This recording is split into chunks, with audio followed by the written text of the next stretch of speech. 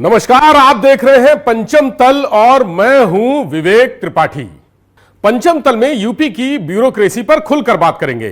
किस अधिकारी के कहां पर चर्चे हैं और अफसरशाही में अंदर खाने क्या कुछ चल रहा है, उस पर विस्तार से बात होगी। सरकार में कौन से बड़े फैसले हुए और उनका क्या असर होगा, आने वाले समय में क्या कुछ बड़ा होने वाला है, इसकी जमीनी स्तर पर पड़ताल होगी।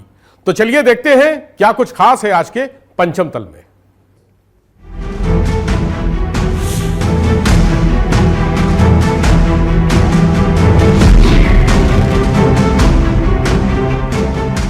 यूपी में डीजीपी की कुर्सी पर लगा दाग धुलने जा रहा है।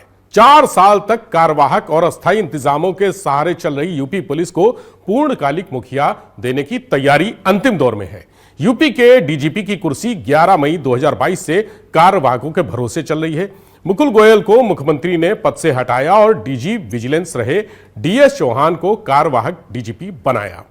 डीएस चौहान के बाद आरके विश्वकर्मा, विजय कुमार और प्रशांत कुमार कार्यवाहक डीजीपी की कुर्सी से ही रिटायर हुए। राजीव कृष्ण भी बीते करीब 1 साल से कार्यवाहक डीजीपी ही हैं। कार्यवाहक डीजीपी हमेशा विपक्ष के निशाने पर रहता है और सपा मुखिया अखिलेश यादव अपराध और कानून व्यवस्था के मुद्दे पर कार्यवाहक डीजीपी को घेरने का कोई मौका नहीं चूकते। सुप्रीम कोर्ट के आदेश के बाद बीते दिनों संघ लोक सेवा आयोग यानी यूपीएससी की बैठक हुई, जिसमें यूपी के परमानेंट डीजीपी के नाम को लेकर चर्चा हुई। डीजीपी मामले में सुप्रीम कोर्ट का नाम क्यों आया, उसका जिक्र क्यों हुआ, यह भी बताना जरूरी है। दरअसल सुप्रीम कोर्ट ने ही बीते दिनों सभी राज्यों को पूर्णकालिक डीजीपी की तैनाती के लिए केंद्र को प्रस्ताव भेजने के निर्देश दिए थे। इसके बाद ही यूपी में स्थायी डीजीपी बनाने की प्रक्रिया तेज हो गई। पंचम तल के सूत्र बता रहे हैं कि इंतजार सिर्फ इस बात का था कि राजीव कृष्ण सीनियरिटी के क्रम में ऊपर आ जाए। 30 अप्रैल को ईओडब्ल्यू और डायल 112 की डीजी नीरा रावत रिटायर हो गई। 31 मई को DG rules and manuals Antony Dev Kumar retire हो रहे हैं। इन दोनों आईपीएस अफसर के रिटायरमेंट के बाद राजीव कृष्ण टॉप 3 में आ गए हैं। स्थायी डीजीपी को लेकर हुई बैठक में यूपीएससी के अधिकारियों के साथ ही उत्तर प्रदेश के चीफ सेक्रेटरी एसपी गोयल और एसीएस होम संजय प्रसाद भी शामिल हुए। काफी देर तक मंथन चला, फाइलें खुली, पुलिस अफसरों की सीनियरिटी को सूबे की कानून व्यवस्था, सुरक्षा और सरकार के हितों के तराजू में तौला गया। सीनियरिटी, सर्विस रिकॉर्ड और एक्सपीरियंस के आधार पर आखिर में 3 नामों पर मुहर लगी। यूपी पुलिस की सबसे सीनियर 1990 बैच की आईपीएस अफसर रेणुका मिश्रा, 1991 बैच के पीयूष आनंद और इसी बैच के राजीव कृष्ण। रेणुका मिश्रा, पीयूष आनंद और राजीव कृष्ण के नाम ही राज्य सरकार को भेजे गए हैं। राज्य सरकार को इन्हीं 3 में से किसी एक को स्थायी डीजीपी बनाना है। लेकिन लखनऊ की सत्ता के गलियारों में चर्चा ये नहीं है कि कौन रेस में है, बल्कि चर्चा इस बात की है कि कौन रेस से बाहर हो चुका है। आईपीएस रेणुका मिश्रा सबसे सीनियर जरूर है, लेकिन 2 साल से उनके पास कोई काम नहीं है। मूल रूप से आंध्र प्रदेश की रहने वाली रेणुका मिश्रा कभी सीएम योगी आदित्यनाथ की पसंदीदा आईपीएस अफसर हुआ करती थीं, मगर किस्मत ने उनका रास्ता भर्ती बोर्ड के उसी पेपर लीक वाले मोड़ पर रोक दिया जहां सरकार की सबसे ज्यादा किरकिरी हुई थी। सरकार ने जोर शोर से 60,000 से ज्यादा सिपाहियों की भर्ती का ऐलान किया।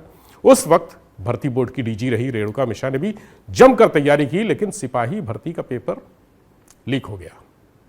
विपक्ष गरजा, अभ्यर्थी सड़कों पर उतर आए और सरकार ने फौरन जिम्मेदारी तय कर दी। रेणुका मिश्रा को डीजी भर्ती बोर्ड के पद से हटा दिया। उन्हें पुलिस हेडक्वार्टर में अटैच करके कूलिंग मोड में डाल दिया गया। जुलाई 2024 से रेणुका मिश्रा के पास कोई काम ही नहीं है। करीब 2 साल होने वाले हैं उनको खाली बैठे हुए। पंचम तल के सूत्र बताते हैं कि रेणुका मिश्रा का स्वभाव भी काफी सख्त है। अफसरों की भाषा में कहें तो वो नो नॉनसेंस ऑफिसर है और राजनीति की भाषा में कहें तो बहुत ज्यादा स्वतंत्र स्वभाव वाली अफसर, किसी का दबाव ना मानने वाली। चर्चा यह भी है कि मुख्यमंत्री योगी आदित्यनाथ रेणुका मिश्रा से नाराज हैं। ऐसे में उनकी दावेदारी फाइलों में भले सबसे ऊपर हो, लेकिन सत्ता की पसंद में सबसे नीचे मानी जा रही है।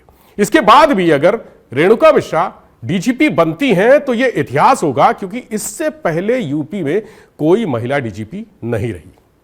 दूसरे दावेदार हैं पीयूष आनंद। मूल रूप से दिल्ली के हैं, 7 साल सीबीआई में रहे।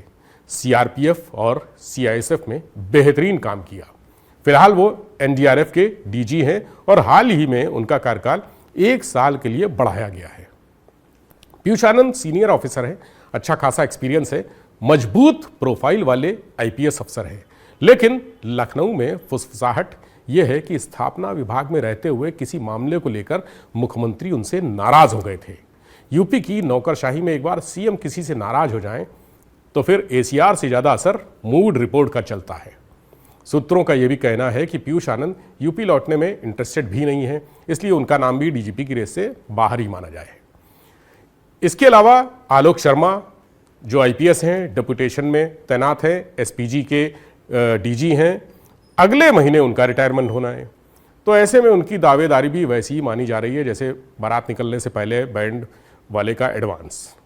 अब बचते हैं राजीव कृष्ण। बीते करीब 1 साल से कार्यवाहक डीजीपी की कुर्सी संभाल रहे हैं राजीव कृष्ण।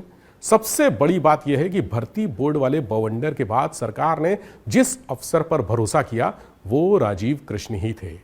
जिस पेपर लीक ने सरकार की नींद उड़ा दी थी, उसी भर्ती प्रक्रिया को बाद में शांतिपूर्वक और बिना किसी व्यवधान के पूरा कराकर राजीव कृष्ण ने सत्ता का भरोसा भी जीत लिया। यही वजह है कि लखनऊ में अफसरशाही के जानकार कह रहे हैं कि यूपीएससी भले 3 नाम भेजे, लेकिन सरकारी फाइल में कलम शायद पहले से ही राजीव कृष्ण के नाम पर रुकी हुई है।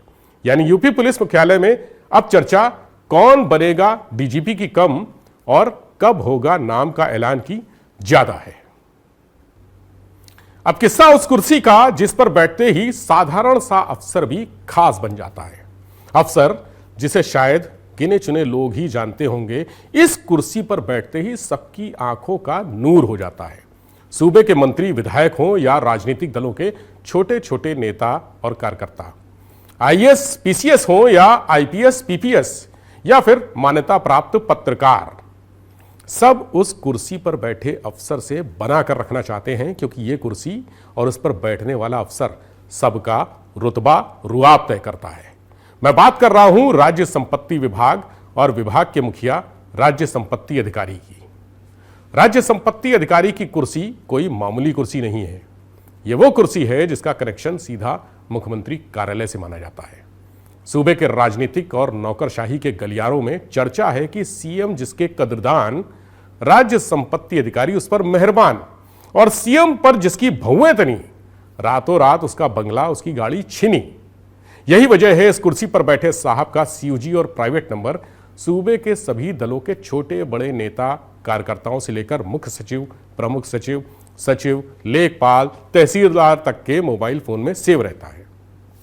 मंत्रियों, नेताओं, अफसरों को गाड़ी बंगला देने का काम इन्हीं साहब के जिम्मे है। राजनीति में सरकारें बदलती रहती हैं। सरकार बदलने पर इसी विभाग का मुखिया सबसे पहले मानी जी का स्वागत करता है तो विदाई भी वही करता है। सरकार बनती है तो मान्यों के लिए बंगले और गाड़ी की जरूरत भी होती है। किसका कितना जलवा बनाना है, कितनी ठसक होनी है, ये राज्य संपत्ति अधिकारी की कुर्सी तय करती है। भाई, मुख्यमंत्री आवास के आसपास बगीचों और बालकनियों वाला सरकारी बंगला किसे नहीं चाहिए? चमचमाती हुई लग्जरी कार की सवारी किसको नहीं सुहाती?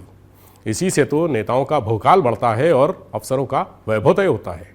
अब अगर राज्य संपत्ति अधिकारी खुश नहीं है तो राजभवन कॉलोनी, कालिदास मार्ग में मुख्यमंत्री आवास के आसपास, गौतम पल्ली या फिर बटलर और दिलकुशा जैसे वीआईपी इलाके वाले बंगले की जगह शहर के दूसरे छोर वाले आवास से संतोष करना पड़ता है। आरामदायक इनोवा क्रिस्टा की जगह खटारा, सूमो, बुलेरो या छोटी सिडॉन से लंबे लंबे सफर तय करने पड़ सकते हैं। यह कुर्सी इतनी बाहुबली है कि कोई भी उलझना नहीं चाहता, क्योंकि यह कुर्सी अगर देती है तो बेरहमी से छीनने की ताकत भी रखती है। क्या पता जो नेताजी बगीचों और स्विमिंग पूल वाले अपने सरकारी बंगले में ठाठ से चाय पी रहे हैं, कल नोटिस आ जाए तो फाइल लेकर विभाग के चक्कर काटते दिखें। और बेरहमी की तो पूछिए ही मत। सरकार के इस विभाग में अफसर की कलम चलती कम है लेकिन असर ज्यादा दिखाती है। इस विभाग में अलॉटमेंट शब्द जितना मीठा है, बंगला खाली करने का नोटिस उतना ही कड़वा। पिछली भाजपा सरकार में पियरका चाचा से रिश्तों में खटास आई तो राज्य संपत्ति विभाग ने उनके खास विधायक त्रिवेणी राम से राजभवन कॉलोनी का मंत्री की हैसियत वाला बड़ा बंगला खाली कराकर उन्हें विधायक वाले आवास में भेज दिया था।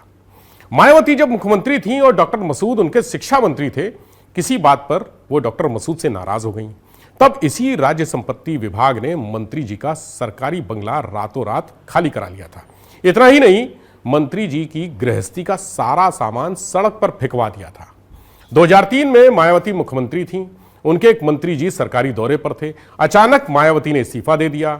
मंत्री जी की कार चला रहे ड्राइवर के पास राज्य संपत्ति अधिकारी का फोन आया।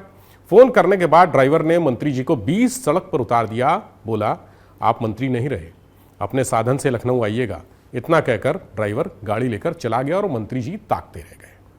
राज्य संपत्ति अधिकारी की कुर्सी गारंटी भी है कि उस पर बैठने वाला साहब की अगली पोस्टिंग किसी जिले के डीएम के तौर पर ही होगी। सरकार चाहे किसी की हो, 2017 में भाजपा की सरकार बनने के बाद से जो भी अफसर राज्य संपत्ति अधिकारी की कुर्सी पर बैठा, उसकी अगली तैनाती किसी न किसी जिले के डीएम के रूप में हुई। योगी आदित्यनाथ के पहले कार्यकाल में आईएएस योगेश शुक्ला राज्य संपत्ति अधिकारी बने गए। यहां से उन्हें झांसी का डीएम बनाकर भेजा गया। उनके बाद इस कुर्सी पर आए शुभ्रांत शुक्ला। तबादला हुआ तो शुभ्रांत को औरैया का डीएम बनाया गया। शुभ्रांत के बाद डॉक्टर वीके सिंह राज्य संपत्ति अधिकारी हुए, वो फर्रुखाबाद के डीएम बने। आलोक कुमार सिंह से पहले पवन गंगवार राज्य संपत्ति अधिकारी थे, उन्हें मिर्जापुर का डीएम बना के भेजा गया। कुछ ऐसे अफसर भी रहे जो डीएम नहीं बन पाए, लेकिन उन्हें महत्वपूर्ण पद दिए गए। 2012 में जब अखिलेश यादव ने मुख्यमंत्री पद की शपथ ली, तब स्वास्थ्य विभाग के विशेष सचिव राजकिशोर यादव को राज्य संपत्ति अधिकारी बनाया गया। रिटायरमेंट के बाद राजकिशोर यादव अधीनस्थ सेवा चयन आयोग के अध्यक्ष बनाए गए थे। इसी तरह मायावती की सरकार में मुकेश मित्तल राज्य संपत्ति अधिकारी रहे। वो भी डीएम नहीं बन पाए, लेकिन उन्हें बड़े महकमे की जिम्मेदारी दी गई। मायावती की सरकार में ही प्रभात मित्तल राज्य संपत्ति अधिकारी बने थे। उन्हें बाद में उच्च शिक्षा आयोग का चेयरमैन बनाया गया। हालांकि खबर यह है कि इस कुर्सी पर वर्तमान विराजमान आईएएस आलोक कुमार सिंह को मजा नहीं आ रहा है। राज्य संपत्ति विभाग के कमरों में बैठे बाबुओं से लेकर पंचम तल के अफसरों तक चर्चा है कि साहब इतने रसूखदार पद को एंजॉय ही नहीं कर रहे हैं, कुर्सी को लेकर कुछ सोच ही नहीं रहे हैं। पता नहीं ऐसा क्या है जो साहब को यह कुर्सी रास नहीं आ रही।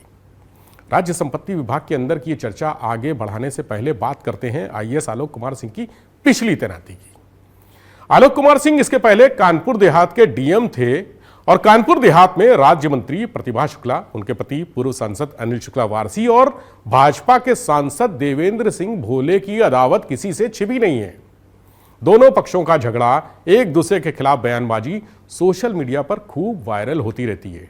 दोनों के बीच की तनातनी लखनऊ से लेकर दिल्ली तक सुर्खियों में बनी रहती है। जाहिर है, मंत्री जी और सांसद के बीच तनातनी होगी तो जिले के पुलिस प्रशासन के अफसरों को बीच में आना ही पड़ेगा। हालात कुछ ऐसे बने कि मंत्री और सांसद की तनातनी की गाज डीएम आलोक कुमार सिंह पर गिरी। उन्हें कानपुर देहात से डीएम के पद से हटा दिया गया।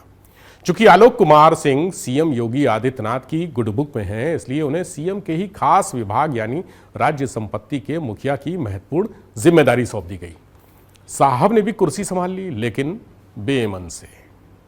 राज्य संपत्ति विभाग के सूत्र बताते हैं कि साहब यहां रहना नहीं चाहते।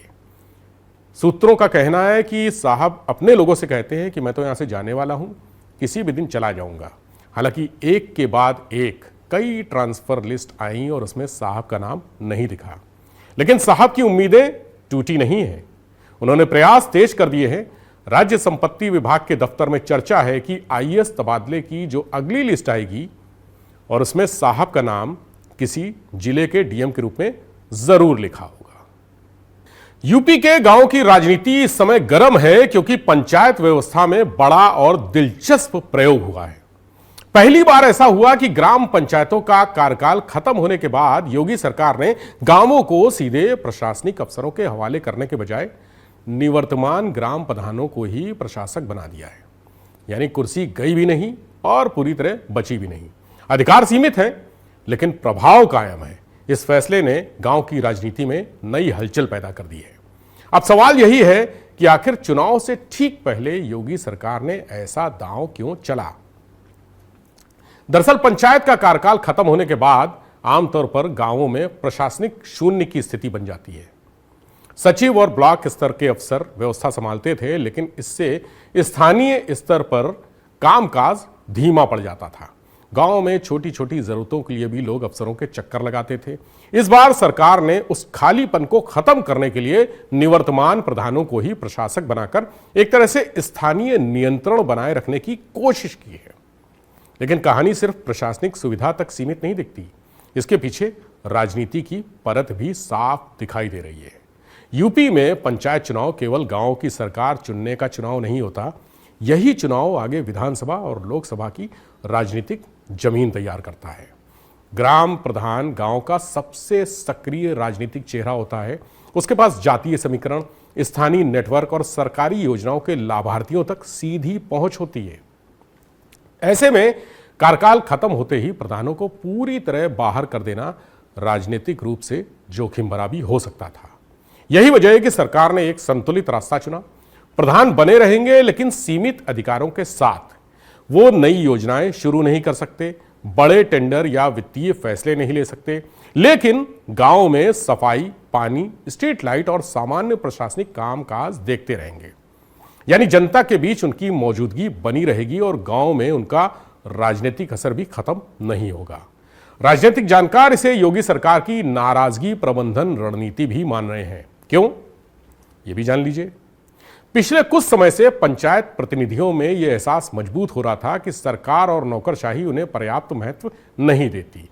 अगर कार्यकाल खत्म होते ही प्रधानों को पूरी तरह हटा दिया जाता तो गांवों में असंतोष बढ़ सकता था। अब प्रशासक बनाकर सरकार ने एक संदेश दिया है कि सत्ता का दरवाजा अभी पूरी तरह बंद नहीं हुआ है। इसके पीछे एक और राजनीतिक गणित भी मानी जा रही है।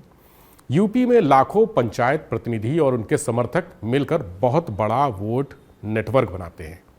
पंचायत चुनाव भले दलों के चुनाव चिन्ह पर ना होते हों, लेकिन हर पार्टी गांव के स्तर पर अपना प्रभाव बनाने रखने के लिए प्रधानों पर निर्भर रहती है। ऐसे में निवर्तमान प्रधानों को व्यवस्था में बनाए रखना चुनावी माहौल को नियंत्रित करने की कोशिश भी मानी जा रही है। हालांकि विपक्ष इस फैसले को अलग नजर से देख रहा है। विपक्षी दलों का मानना है कि सरकार चुनाव से पहले गांवों में अपना प्रभाव कमजोर नहीं होने देना चाहती। उनका कहना है कि जिन प्रधानों के सरकार या सत्ता पक्ष से अच्छे संबंध हैं, उन्हें प्रशासक बनाकर राजनीतिक जमीन बचाने की तैयारी भी की जा रही है।